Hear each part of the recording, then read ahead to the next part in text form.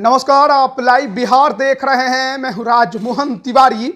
2024 लोकसभा चुनाव को लेकर आज की तारीख 18 जुलाई बेहद खास है, क्योंकि आज एक तरफ बेंगलुरु में विपक्षी पार्टियों की बैठक चल रही है, विपक्षी एकता को मजबूत करने की कोशिश हो रही है, तो वहीं दूसरी तरफ दिल्ली में एनडीए भी अपना शक्ति प्रदर्शन करने जा रहा है। बीजेपी के तरफ से यह ऐलान पहले ही कर दिया गया है कि आज एनडीए की बैठक होगी और लगभग 38 राजनीतिक दल आज इस बैठक में शामिल होंगे। लेकिन सबसे ज्यादा चर्चा बिहार की हो रही है। बिहार से अभी एनडीए में केवल पशुपति पारस थे, लेकिन अब उनके भतीजे चिराग पासवान भी एनडीए का हिस्सा बन चुके हैं। वहीं राष्ट्रीय लोक जनता दल यानी कि उपेंद्र कुशवाहा भी एनडीए का हिस्सा बन जाएंगे और आज हो सकता है उसका ऐलान भी हो जाए। इसके अलावा जीतन राम मांझी भी आज एनडीए की इस बैठक में शामिल होने के लिए पहुंच रहे हैं।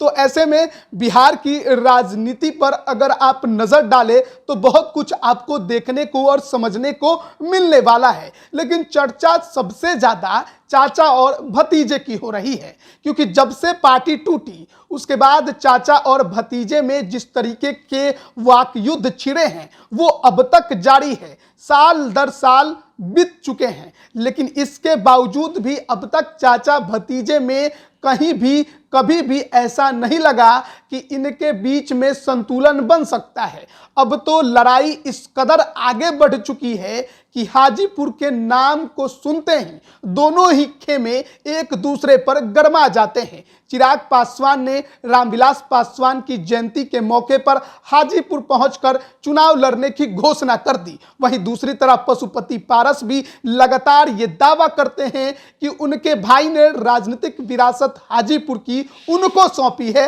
तो वही लड़ेंगे। ऐसे में दोनों ही खेमे अब एनडीए का हिस्सा हैं, तो सवाल सबसे ज्यादा यही है कि हाजीपुर कौन लड़ेगा। लेकिन बात केवल वही पर नहीं जाकर रुकती। इसके अलावा सवाल है कि जो 2019 में 6 सीटें लोजपा को मिली थी, उन 6 सीटों का क्या होगा? क्या दोनों खेमों में बंटवारा होगा, या फिर जो सीटें जिसके पास है उसी के पास रह जाएंगी, या फिर पशुपति पारस की राजनीति अब खत्म होने के कगार पर है और चिराग पासवान जो चाहते थे वो उनको मिल गया। जब से पार्टी टूटी उसके बाद ये पहला मौका होगा जब किसी राजनीतिक बैठक में दोनों ही नेता यानी चाचा भतीजा, एक पारस गुट और एक चिराग गुट यानी कि चिराग पासवान और पशुपति कुमार पारस पहली बार दिल्ली में एनडीए की बैठक में शामिल होंगे और आमने सामने होंगे। जिस तरीके की लड़ाई दोनों के बीच में चल रही है, वैसे में बीजेपी इन दोनों के बीच में संतुलन को कैसे बनाएगी, ये सबसे बड़ा सवाल है। चिराग पासवान जिस अंदाज में नजर आ रहे हैं, जिस तरीके से उनका बॉडी लैंग्वेज है, जिस तरीके से वो बात कर रहे हैं, शायद ऐसा लगता है कि वो जो चाहते थे बीजेपी से उनको वो मिल गया है। लेकिन जिस तरीके से पशुपति पारस के खेमे में नाराजगी दिखाई दे रही है, गुस्सा दिखाई दे रहा है, उबाल दिखाई दे रहा है, ऐसा लगता है कि अब उनके लिए चिंता करने की जरूरत बढ़ गई है कि आगे 24 में उनके साथ क्या होने वाला है।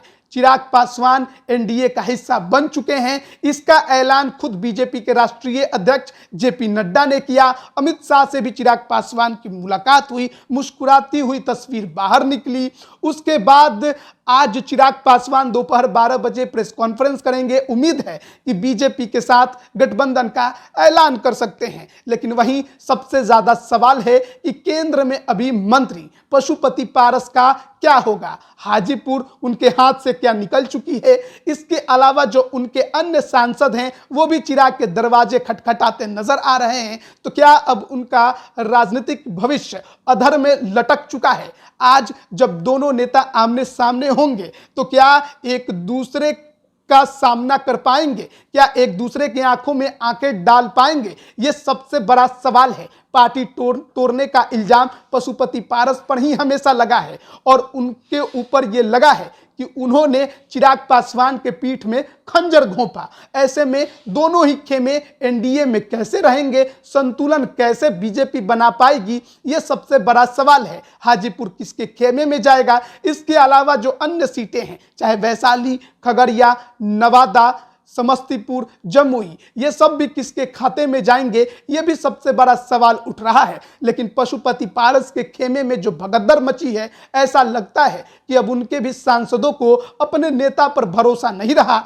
इसलिए अब वो चिराग के दरवाजे पर पहुंचकर दरवाजा खटखटाते दिखाई दे रहे हैं, ताकि 24 की लड़ाई में उनका भविष्य भी बचा रहे, उनकी सीट उनके पास रहे। आज देखना होगा चाचा भतीजे की मुलाकात जब दिल्ली में होती है तो किस तरीके से वहां पर तस्वीरें नजर आती हैं, वो दृश्य कैसा बनता है, तस्वीरें बयां क्या करती हैं, और क्या एक दूसरे से बात भी करेंगे, क्योंकि अब तक तो ऐसा नहीं हुआ है। दावे भी इनके अलग अलग होते रहे हैं, लेकिन एक खेमे में रहकर आखिरकार कब तक बैर कर पाएंगे, देखना बड़ा दिलचस्प होगा। बने रहिए लाइव बिहार के साथ, तमाम अपडेट हम आप तक पहुंचा रहे हैं। आप सभी का बहुत बहुत धन्यवाद। लाइव बिहार YouTube पर सब्सक्राइब और Facebook पर लाइक जरूर करें।